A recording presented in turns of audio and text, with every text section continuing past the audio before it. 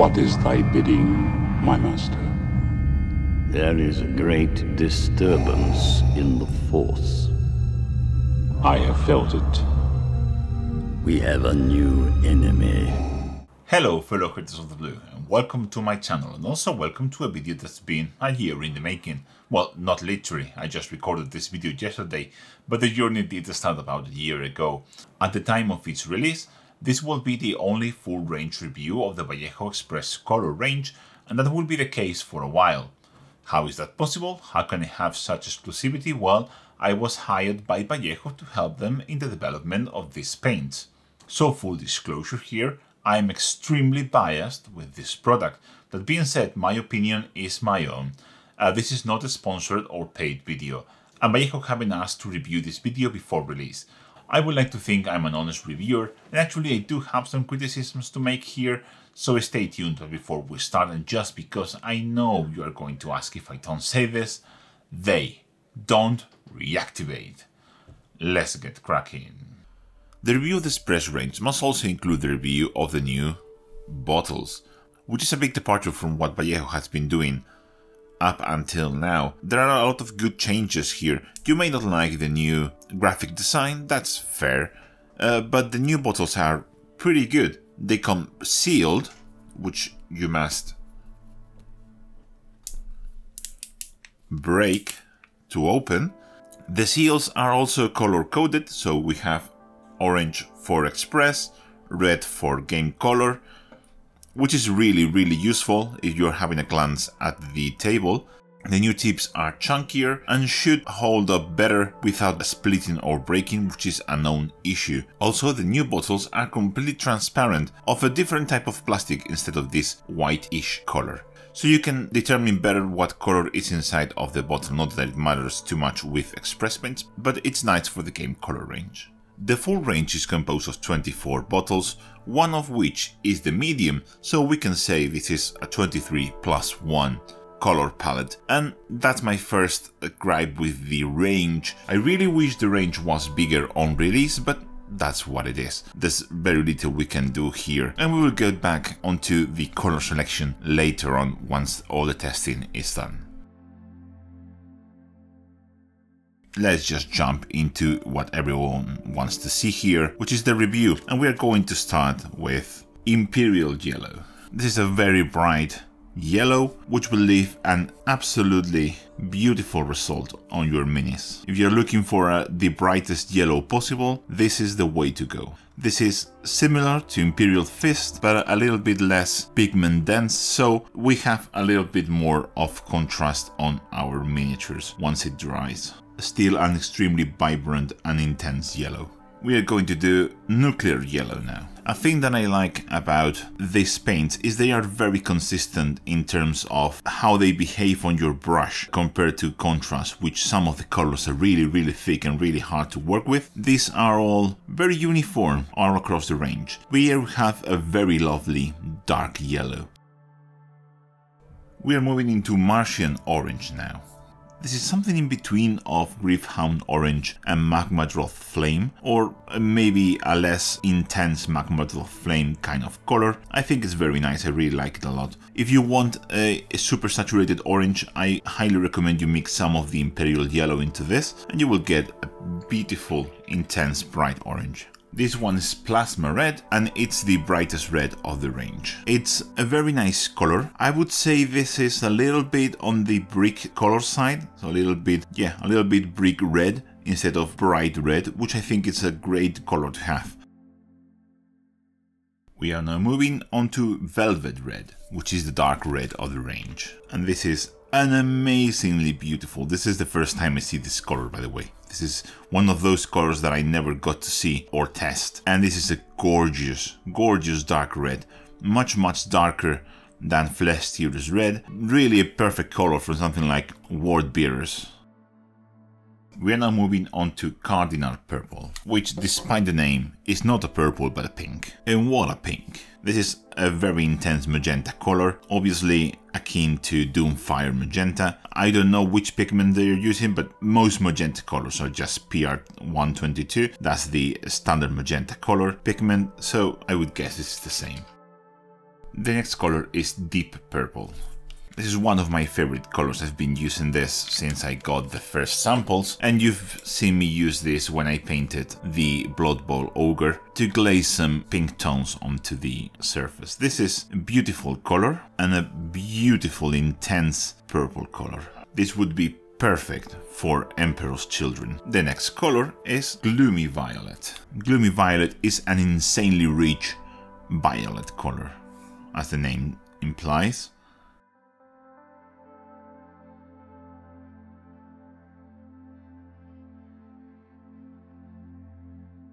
The next color on the range is Omega Blue. By the way, I'm using a dry palette here just so I'm not introducing any more variables than necessary. This will go well over a wet palette, as said in the first impressions video that you can see linked in the top right corner.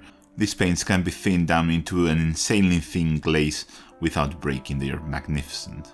The next color we will be using is Storm Blue. This is your ultramarines color basically. Storm Blue is a beautiful, very opaque, desaturated blue.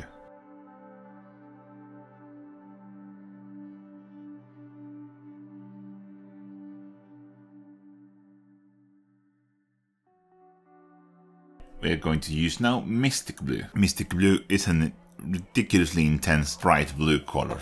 I think this color would be amazing to glaze some OSL over white, for example, on some plasma coils or stuff like that. I think it's very nice, intense blue.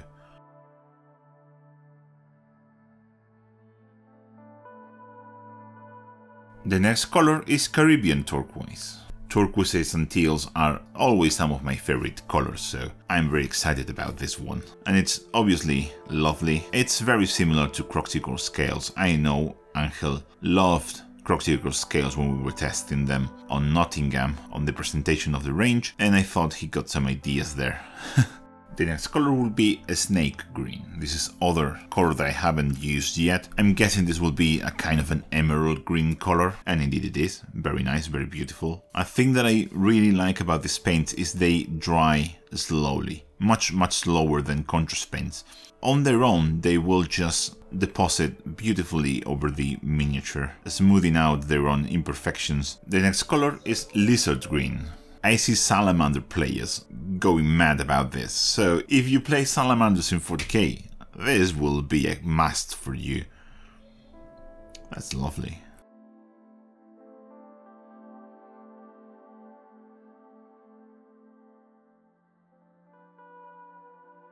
The next color is Plague Green.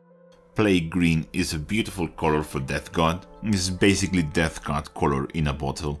Nice desaturated, military looking green.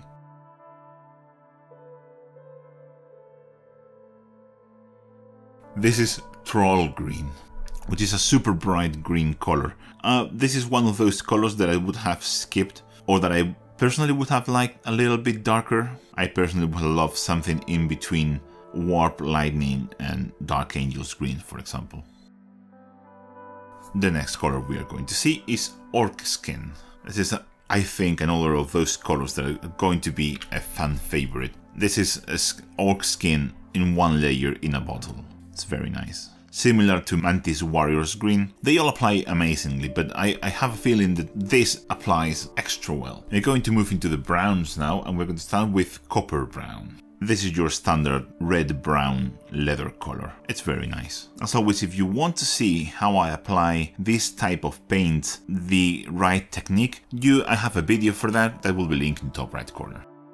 For our next brown color, we are going to use Wasteland Brown. Wasteland Brown is a nice yellowy brown color, perfect for leather. Nice, transparent, beautiful. If you thin this down, you will get a nice bone color. That's my issue. There isn't a dedicated bone color. There was one during testing, but they decided to skip it. And now for one of my favorites of the range, Dwarf Skin. This is the only skin color. And it's a nice Caucasian skin tone. To me, this is probably the best skin contrast type paint ever made. And I'm not joking here, this is amazingly good. We only have 3 colors left, which are black, white and grey. This is the first one, which is the only grey on the range, a space grey. This is obviously intended as the Space Wolves grey kind of color. That to me, it's much better than Space Wolves grey. It's very opaque though, so be careful with this. Now going to move into the black. The name is Black Lotus. It's a kind of a light black color. It's intended that if you want a strong black color, you do 2 layers of this. That's, well, it is a choice. It's not probably what I would have done, but it's a valid choice. So I just realized I made a terrible mistake with the black, which I didn't agitate enough and had a lot of the residue in the bottom. This is what I painted. This is the new black after it's properly mixed. I will do my best to represent this on the final picture, sorry about that. And finally we have Templar White. This is another of my favorite from the range. It's just so good. This is to me the perfect white contrast color. Just provides super nice shading over pure white and doesn't leave very much at all in the raised surfaces and edges.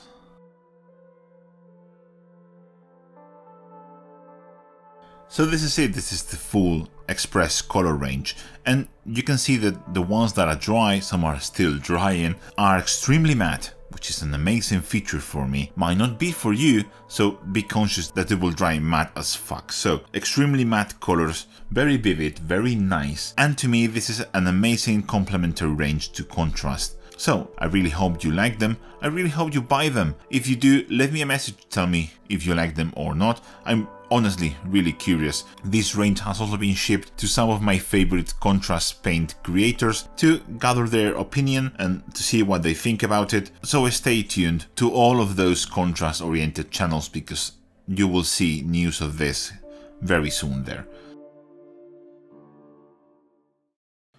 Well, that was all the painty business dealt with. I've taken high resolution pictures of all the backpacks and I will have a link in the description of the video where you can download them individually and as a nice color swatch for your reference. Let's now talk about the good and the bad things. The extremely matte finish, the long drying time, and the possibility to mix them with water without breaking apart are to me the standout properties of this range. This is to me what makes this range amazing. They leave such a smooth finish without much effort, and the possibility to make extremely thin glazes without having to use the medium is to me extremely important. Also, a very important factor is the price. The price can change depending on your local distributor, but right now in Spain the price is listed as 3.5 euros per bottle before any discounts that are very common in most shops. That is cheaper than all of the biggest competitors, so they have, if you ask me, the best value for money of them all. But of course not everything is good. The chemistry is excellent, but I think there were some mistakes. First of all, 23 colors are not a lot. That means the color selection has to be done very well, and I personally think we have some very important gaps in the range. We are missing at the very least a bone color, a nice neutral grey, a saturated bright red, a nice dark medium saturated green, and a nice dark brown. I get what they did, and I say they because I didn't take part in the color selection process. They chose colors that are very beautiful, very intense and sexy, but that means a lot of the boring but useful colors are missing. It's not such a big deal, of course, as we have plenty of options right now in the market, but it's still a shame that we can't have a full range of options just from Vallejo themselves from the very beginning. Of course, I happen to know there are already plans to expand the range. In fact, I've tested some of those colors already, but still, I would have liked to have them all now. Thank you for watching this review, and if you like my videos and want to help me make them, you can follow me on social media. You have the links to all my social media in the description below. Share and like this video. But most importantly, there is Patreon and channel members. Patreons and members allow me to do all the cool videos that I want to make, and most importantly, they allow me to release them all for free here on YouTube. Perks include access to an amazing Discord community full of lovely people, early access to some of my videos, plus access to my Royal Retinue review, where I give you feedback on your miniatures monthly. So help me and my family and join the list of the coolest persons in the planet, including Heather Amstead, Terrinosaur, LMAP Limited, Tom Brand, Chris Goldenthal, Carlos Rivera, Thomas Ustergaard, Javi Mota, Christoph Moret, Michael Boyer, Victor Domen, Robert Smith, Nicholas Furnell, Brian Bledsoe, Tim Uchida, Howard Hotbill, Stephanie O, Nick DeMao, Faces and Bases, David Sutherland, Dark Avok, Roger Nilsson, Tasted, Oscar Jonathan Thornberg, Dan Mako, Cristalios, Jamie Milligan, Kevin Mian, David Farrar, Chris Fivey, Samuel, Matthias Maximus, Arundel, Gareth Smith, Mark Jarvis, Josh Simpson, Charles Armitage, G-Force, Dr. V, Renat Lindemann, Kieran Murthail, and Kevin Sullers. As for me, I will catch you in the next one. Bye.